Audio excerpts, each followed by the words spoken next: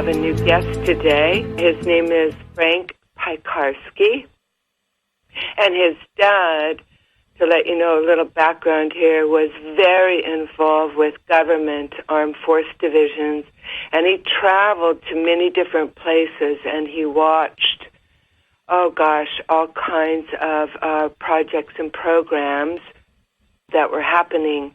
And after having several near-death experiences, contact with UFOs, and many Holy Spirit contacts, and some of the evil ones, he has channeled God songs to help unite our USA for divine evolving government projects and programs that are about helping us co-create real constitution, and which is human rights for all, and real democracy for the people, by the people. So welcome, Frank. Welcome. Thank you, Lynn. I appreciate the call today, and it's all we can do to step up, all of us, and try to make this world a better place.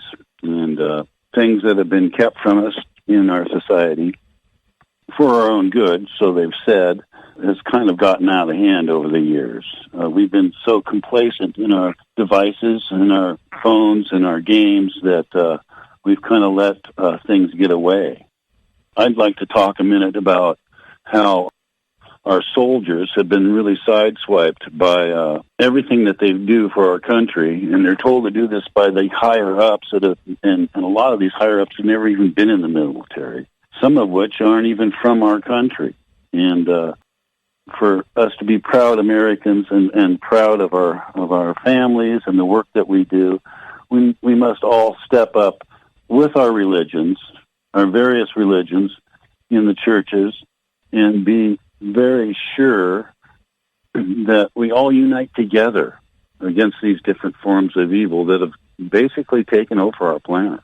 If we can all unite the churches together and try to get legislation, and that's where I was hoping Rich Proceda would come in, to change this for the better. I know you do a lot, Lynn, and I'm very, very grateful for all the work you do around the world in this. What I really want to say is we have to be more involved in our government and involved in our religions. Not saying that any religion's better than any other. We're all united here on this earth through love, peace, and harmony, and we should make that our objective, not corporatocracy takeovers, which we are seeing right now in the worst form that has ever been here on the planet. We are connected. We are made to pay taxes. We don't know where these monies go. They have a free right of whatever they want to do around the planet. I mean, with hundreds, literally hundreds of military bases in hundreds of countries. Over 176 countries, we have over 884 military bases. This is completely ridiculous. I mean, there's no one on the planet that really wants to fight the United States. They know that we've all got guns over here. We're all pretty much crazy over here in our own ways, and no country in their right mind is going to want to go against us. So why don't we quit putting money into all these military operations and put it into helping each other, fixing our planet, healing our planet, so we can all be united in loving harmony and not starving, not seeing our veterans on the streets while the rich and the famous go from place to place with their decadence. I think it's horrific what has happened in the United States to our military families that are forced to live in these complexes that are stuffed with all kinds of mold and vermin and bugs, and they're expected to live there and be complacent. This is totally wrong, America, and this is not what we pay taxes for, to see this occur. I believe that it's the right of every person, any color that they may be, to be able to work in America and be proud of their country, not saddened by what they see and hear constantly. Pitting both sides against each other, divide and separate. It's horrific. So if we can get everybody together, all religions need to start talking and not say that they're better than the other one. Unite on what's harmonious together to make this a better place. Rich has just joined us. Rich proceeded as a constitutional lawyer. So welcome, Rich. Glad you're here. Thank you. We're talking about God, the God within each person, and how red, yellow, black, and white, and the Pledge of Allegiance and our Constitution can be rectified instead of obfuscated and moved into darkness to create tyranny and all these massive projects and programs that are killing one another and the planet. So welcome, Rich. What do you have to say? What's your the propaganda machine? How do we come together with the churches and spiritual groups, green groups, caring activist groups, and bring in our constitutional rights, which are human rights, that'll help Mother Earth too? What do you think? I think defining propaganda is something that we should do in approaching this. And there's a intention part of propaganda. So propaganda is really any type of persuasive information presented to people. But the intention behind the propaganda is what we now in modern times sort of define propaganda as having some divisive or deceptive motives or purpose. Now, that doesn't really fully define propaganda at all levels. So it's only at the highest level that we actually find that.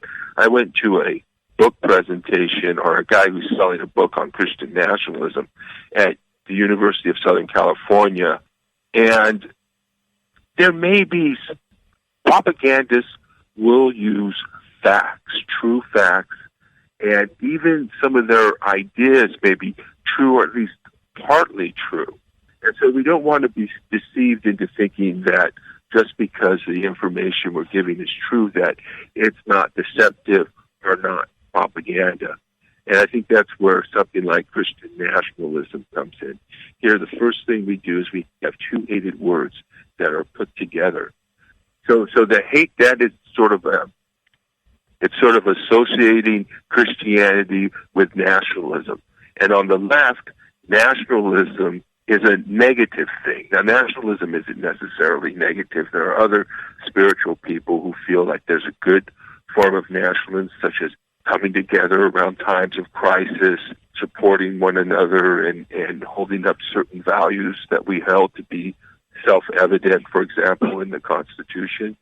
Mm-hmm. But we have a negative view of nationalism. And then on the left, we also have a very negative view of Christianity, and neither of these are fully true. They're also the effects of years of propaganda being pushed about, and also our place in history. For example, the Enlightenment is what brought about the nation state. And what happened was there was a separation between religion and politics that did not exist before. So sometimes the things are true, but maybe not completely true, just enough truth in it to get us in trouble. Or they're deceptive, like this book on Christian nationalism that this guy was publishing and trying to sell. It's not the only him. It's other people, and it's all coming down at the same time. So the man giving the presentation may be a true believer.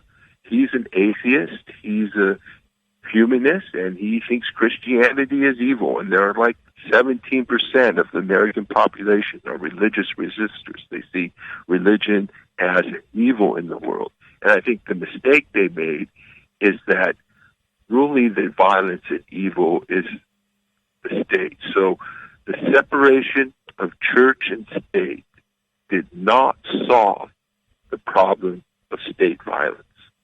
So it's the state that is violent. And once religion becomes separated, and that was a process of wars and very, very violent. Now, it's still a violent religion. There's still violence in it. But originally, if you take politics, there's this deception that politics and religion have to be separated. But once you take politics and social justice and God's world out of Christianity, other religions are different, but out of religion or Christianity particularly, you've removed the heart of it. Because the heart of it is a social justice movement. And the very Old Testament is about the creation of the national identity of Israel. And so he spread some misinformation there. But the main point is that it could be true, but timing. Why are all of a sudden, not just his book, but other books, articles, TV programs, all coming out with Christian nationalism, which is not new, and it's not the threat they make it out to be. So somebody at the highest levels is deciding on which propaganda is going to come to. What books, what articles are going to be published now. Academia is involved in the movement, and they just think it's their time. All of a sudden, Christian nationalism is becoming popular. They have no idea why, but now they get to do their thing. But the problem is that Christian nationalism is being spread now because the election's coming up. And one thing we need to definitely remember is that this election is not about Christianity. This election is a referendum on Donald Trump. This election is about saving our democracy from the threat of an authoritarian dictator. It's not about Christianity. If it becomes about Christianity, we lose, Trump wins. Trump wants this election to be about Christianity.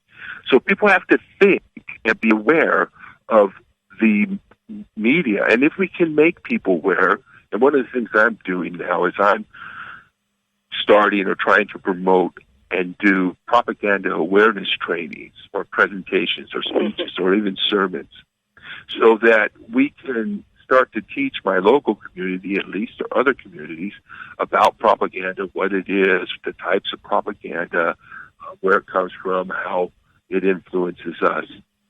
And that could make us more discerning consumers of news and political ideas and ideology, and even of advertising, so that we will not be as impacted or affected if once we're aware of what is propaganda. I just see things through different eyes.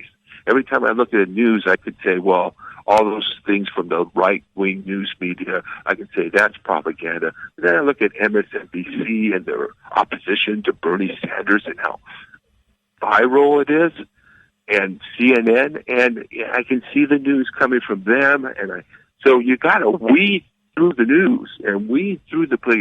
Look at what Bloomberg has done simply by putting money into advertising. It's absolutely amazing that people will look at advertisements and then all of a sudden become Bloomberg supporters for no other reason than his advertisements, really. So we have, and if we can become more aware of the propaganda that's out being used against us, and the technology, the techniques that are being used against us, which not only include propaganda, but on a more extreme end, there are political cults, and then there's even covert hypnosis. I think we talked about that last time. But if maybe we can overcome or see through the lies and disinformation, or the misdirection in which Christian nationalism really comes with misdirection, trying to make the election about Christianity rather than about what's best for this country.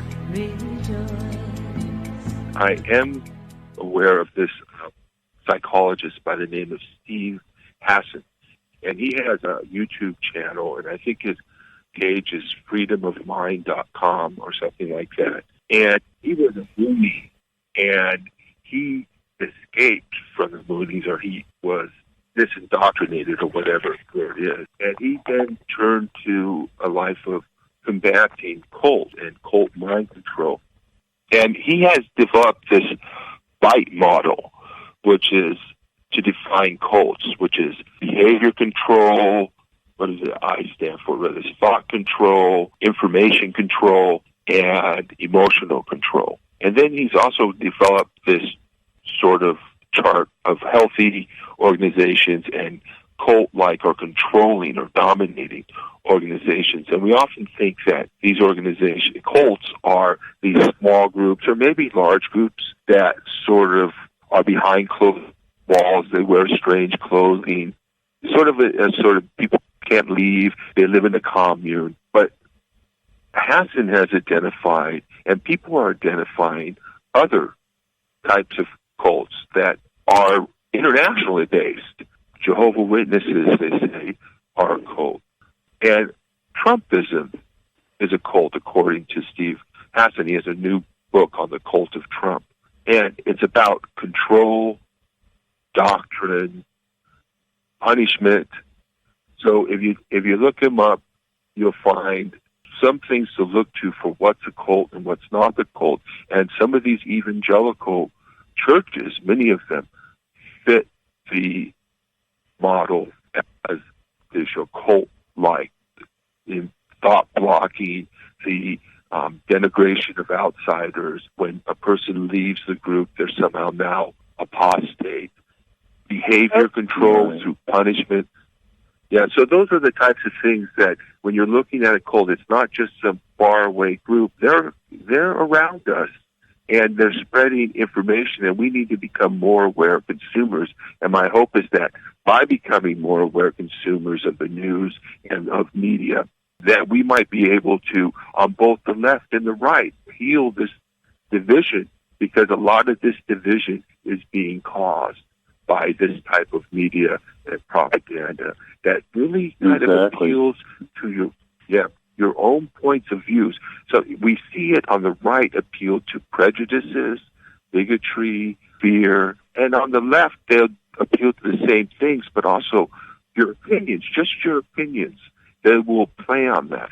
And so, for instance, this guy who was selling a book on Christian nationalism is an atheist, and so he's susceptible to anti-Christian propaganda. Anything that's going to attack religion is something that they would be willing to believe. So they might even play on our own opinions and get us to believe, and then also sometimes even do things that you wouldn't have otherwise done had you not been brainwashed into thinking the way that you are, or we do. So these are sort of warning signs, and the government has apparently been doing some investigations and studying techniques of mind control. And I'm sure they have. In fact, mind control comes. The United States and Britain were the inventors of propaganda. We think it was Germany, but the United States and Britain were big on propaganda, and they use it in foreign nations as well. And they use it to get us ramped up for war, or to take over another nation, or to choose a political candidate. And in this era of propaganda and what Hassan calls the age of influence, we moved from the age of information now to the age of influence. We as a people need to become more aware, more educated, and more critical, skeptical about the advertising and media and political ideologies and theologies that we are confronted with every day, and step back. And when we get emotional and upset and angry, maybe that's a sign, or maybe listen to what people have to say, because sometimes if you don't listen, you won't really know what they're trying to say. And oftentimes people say, well, this person is obviously confronting this person, or this person is saying that, so this means that he's opposed to that, or, yeah, I support Bernie, but I also support Warren. Oh, that means you don't support Bernie or something. Things like that. We make assumptions real easily because we already have a mindset that has been infected with propaganda, so that we see things in certain ways, and we need to open our minds and listen to people, especially those who are saying something different or new or something that's not common, especially on the grassroots level, the individuals you talk to, and be suspicious of things that come from our national leaders, that come from the government, that come through the church institutions, that come down through our political organizing groups from the top down. Be critical of those things. And then that way maybe we can heal the divisions that divide us now. Lynne? Yeah, go, Frank. Exactly. I think that any entity that teaches hate or to dislike or another religion, or any religion that claims to be better than another one, is not the one to be following. I mean, we're all Christ-like that believe in Christ. We're all Christ-like, and no religion is going to teach you to go kill other people. Sure, they might want to teach you that, but the whole thing is being Christ-like is not killing. It's loving, caring, and sharing. And that's something that we've really got away from in this country. You know, we have pretty radical, evangelists, we have all different kinds of religions here, and that's what's great about the United States, is that everybody can believe in what they want, when they want, and pray where they want, when they want. And for any other religion to come and say, that's wrong, is not right. And that's what I believe. Think about this worldwide, that war is fun, that we think in America that war is fun.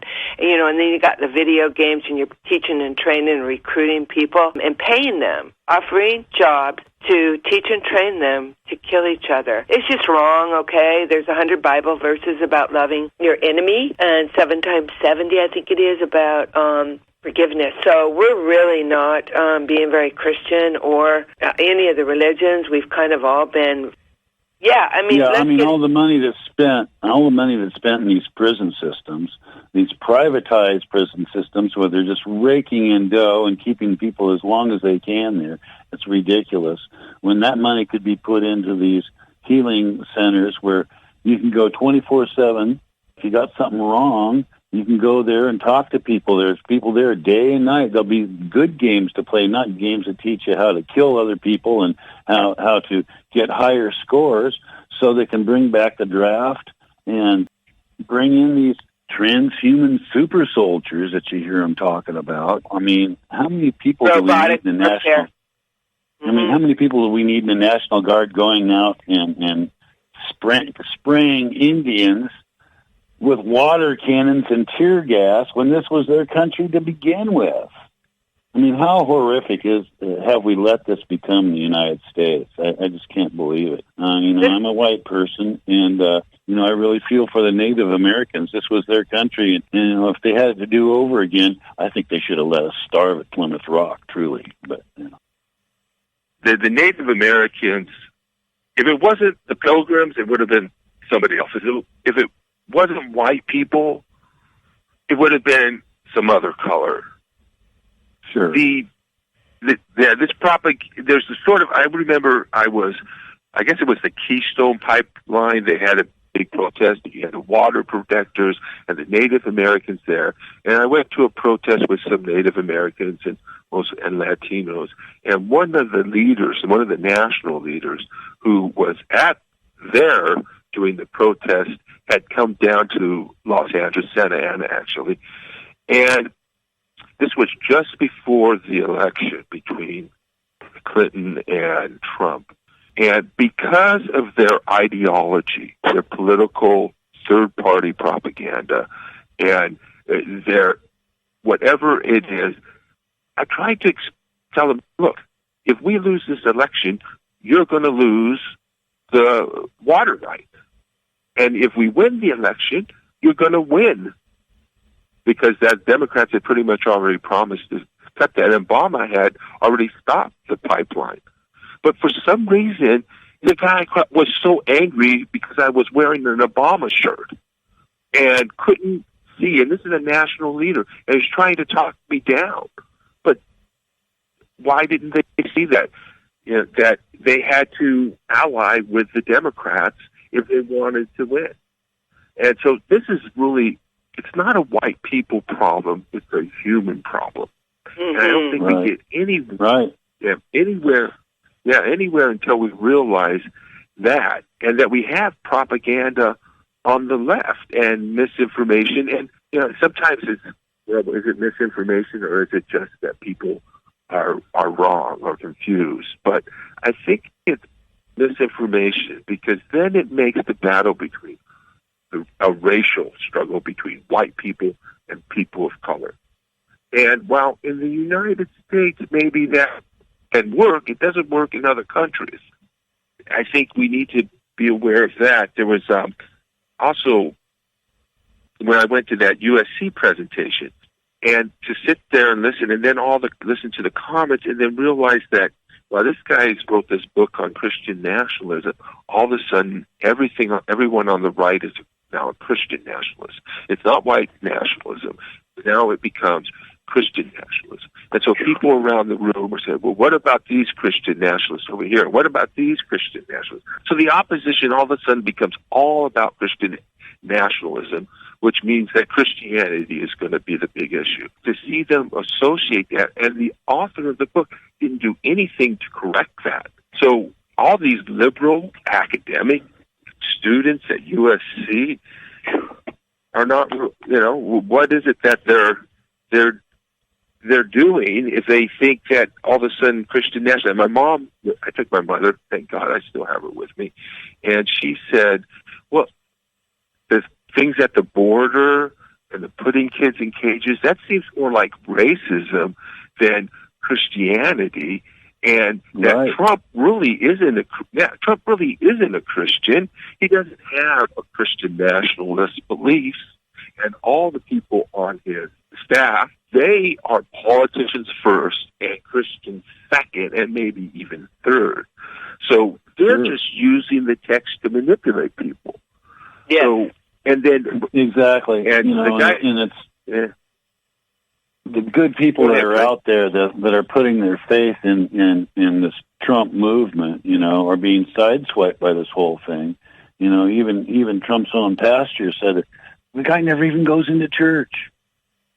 I don't know how you can be, Christian and not even go to church, but it's beyond me. And promote more spending money than take away food for SNAP food programs, and say that people that are on welfare, they're not worthy to be, it's insane. Go ahead. We only have about 5 minutes. Well, actually, to take away Social Security, like they're saying that they want to do now, I mean, it's going to cause such an upheaval in this country that they're pointing towards civil war. It's divide and separate, and that's not what we need here. We need unity, not divide and separate. And it's not the Republicans against the Democrats. I mean, this is a wonderful country where everybody has their voice, and if we start putting people down that have their opinions, it's not the country that our forefathers fought and died for. As a Social Security attorney, I can see that they've already made it more difficult to get at least Social Security disability. The approvals have gone down, I think, 10 or 20%. We usually work at a little bit over 50, maybe 60%, and now people are getting 50% of the cases or less approved. So, and they just instituted a new rule, which is that a person's ability to communicate in English is not going to be considered anymore as a part of these rules that would allow a person who couldn't speak in English to get benefits in certain circumstances. So they say it's obsolete, but really people who have been here, sometimes they have like a third grade education. And these people, and I have them in here, and they can't think. The energy they need to expend to think and to learn, a person with a third-grade education is probably not going to be able to learn English. And so we've gone through a lot of these things. And then to think that he promised that he was going to save, right in the annual speech, the State of the Union speech, he promised he was going to save Social Security, and then turn around almost like the exact same day and issue a budget that cuts it. And so all these white poor people who think they deserve disability because they've worked all their life, supposedly, every time they come in and I face that sort of type of privilege that they are expressing, then I have to inform them, hey, this is welfare. This is social benefit. Be careful who you vote for. You may be white, but if you get disabled and you need disability benefits or your Social Security benefits are going to be cut or removed, that's terrible. And so why are we targeting the poor when, like Bernie Sanders says, it's welfare for the rich? The rich get all the subsidies. The rich get all the tax breaks. The rich get all the contracts. And the poor... Right. I mean, and the poor man's going to rise up against this, and it's going to be, horrifying.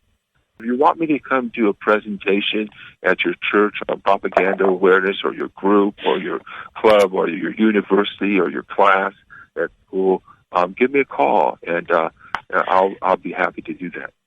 Thank you, Rich. Thanks for being on the show today. Thank you, go ahead, Frank. Thanks so much for your help. Yeah, thanks so much for your help, Rich. I mean, every one of us chiming in is going to make this a better planet, and that's all we can do. People is all try to band together, all churches banding together in unity. Frank Piekarski, thank you so much for being on the talk show today. Thank you so much for being on this talk show today. Thank you, too. Much love, light, peace, joy, harmony, and building the new, really actually divine government legislation programs where we can bring in the light where the darkness dwells, individually and collectively, direct heart and soul. Contact with Source now. We're moving in a new evolution of consciousness era. And I just want to thank you all for being on the talk show today. Lynne Mystic-Healer. All right, you all, thank you so much for taking your time out today. And we're going to end today with Patty Becker's song from her album, Carry Me Away. And the song will be, We Are Connected. Thank you all so much. Big hugs, lots of love.